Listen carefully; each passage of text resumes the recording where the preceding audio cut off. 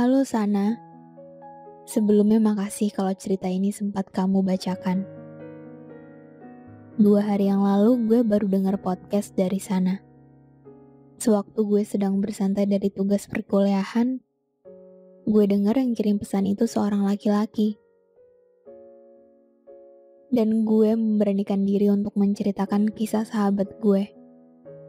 Dava dengan seorang perempuan remaja sederhana yang dia temui kurang lebih 5 tahun yang lalu. Ini aneh, tapi terus terang, mereka mengajarkan gue banyak hal. Gue Renan dan Dava sahabat gue. Hari itu 17 Juni 2016. Dia nyeletuk tiba-tiba tentang seorang perempuan yang baru dia kenal dalam permainan role player di WhatsApp yang mau menjadi adiknya. Gue gak percaya bahwa hanya dalam 1 hari sahabat gue yang terkenal sangat dingin itu bisa sangat nyaman dengan perempuan yang masih sangat muda menurut gue. Dava dan perempuan itu berbeda 4 tahun umurnya.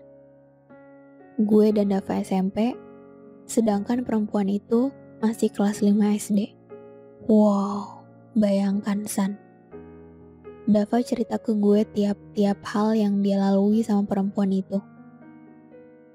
Reina, panggilan Dava untuknya meskipun gue dan Dava sendiri tahu itu bukan nama asli perempuan itu karena sistem role player ini memang menggunakan nama samaran. Oke. Tiap hal sederhana dari perempuan itu selalu bisa buat sahabat gue senyum.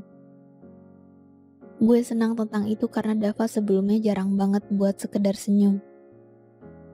Mereka pernah sempat menjadi couple yang artinya pacaran dalam role player, tapi Reina putusin sahabat gue karena dia masih terlalu muda dan cuma ingin jadi adiknya Dava. Dava waktu itu sempat tidak terkendali tapi dia menerimanya. Katanya, gue gak milikin dia sebagai pacar, tapi gue bakal selalu milikin dia sebagai sosok istimewa di hidup gue. Di situ, gue nanya ke Dava, apa sih yang bikin lo cinta setengah mati sama Reina? Dia bilang, Reina sederhana, tetapi istimewa. Mereka berjalan 4 tahun sebagai adik dan abang.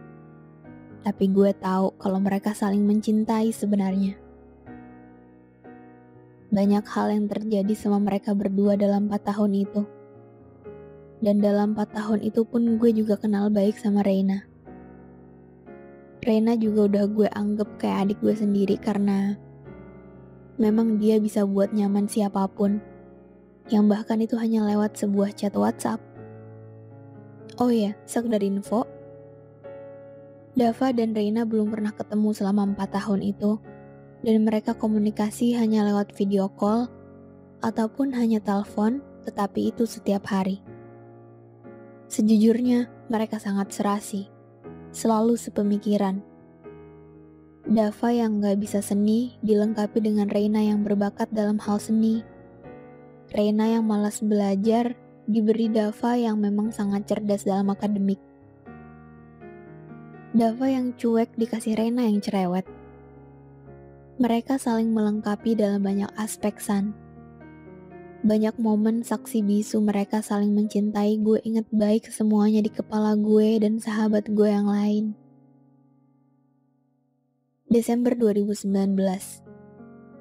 Dava memutuskan untuk menutup dan menyambut tahun baru dengan pertemuan pertamanya dengan Reina. Iya, mereka akhirnya bertemu. Haha, dia pingsanan, jadi gue panggil mamanya tadi. Sekarang gue mau ke penginapan dulu, kata dia. Gue inget jelas waktu itu di video call. Mereka juga sempat liburan. Gue diceritain banyak hal sama Dava tentang Reina. Anaknya lebih kocak dari yang selama ini di telepon. Ketawa terus gue, katanya.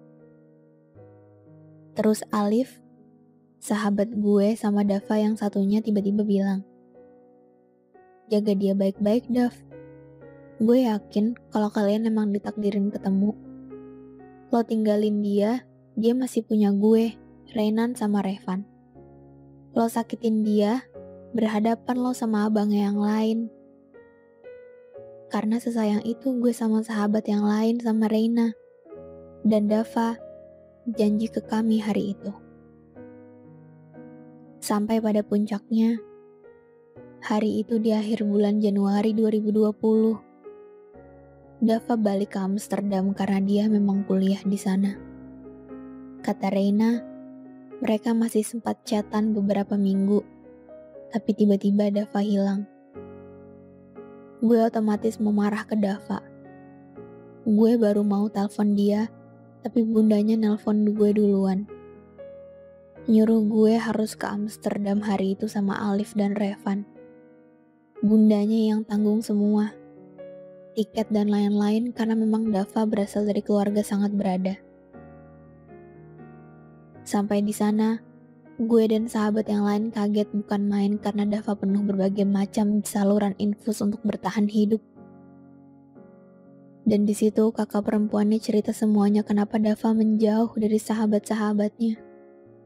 Dan Reina selama ini beberapa minggu itu. 2 hari setelah gue dan sahabat lain di Amsterdam, Dava ninggalin kami semua untuk selama-lamanya. Gue kehilangan sosok sahabat gue yang nemenin gue dari kecil sampai sebesar sekarang. Dan dia gak pernah ngomong ke Reina soal ini. Dava sengaja sembunyiin itu. Keluarga dan semua orang terdekat Dava yang kenal sama Reina, semuanya disuruh lost kontak sama Reina. Kami sembunyiin semuanya atas kemauan Dava karena dia gak mau Reina tahu kalau dia sakit keras dan khawatir. Baru kali ini gue lihat Dava sesayang itu sama perempuan, San. Dari mata Dava, gue nangkep kalau Reina itu semestanya. Bahkan saat ini pun mata gue berkaca-kaca nyeritain ini semua. So sad, he's gone. Buat Reina, gue berharap lo denger ini. Dava sayang banget sama lo. Lo harus tahu itu. Gue juga yakin lo udah terima email dari adiknya Dava, David, saat ulang tahun lo Mei kemarin. Nan, suatu saat kalau lo ketemu dia, bilang kalau gue sangat sayang sama dia. Maaf juga, Liv. Gue belum bisa nepatin janji gue buat jaga semesta kesayangan gue. Gak apa-apa kalau lo memukul gue karena gue nyakitin dia. Disampein maaf gue ya. Gue bakal selalu lihat dia di atas nanti. Bilang ke dia, Malang dan Amsterdam selalu nunggu dia buat mampir sebentar. Itu pesan terakhir Dava. Dia nitip surat juga ke gue buat Reina dan gue tahu Reina baca line gue waktu itu. Tapi maaf, gue menghindar dari pertanyaan atas rasa penasaran lo selama ini. Reina, dimanapun lo berada, sahabat gue Dava selalu jadi punya lo. Gue saksi kisah cinta kalian berdua. Bahagia ya. Kapanpun lo mau mampir ke Malang, gue dan yang lain akan selalu siap nyambut lo. Salam sayang terakhir dari Dava, Amsterdam, 27 Februari 2020.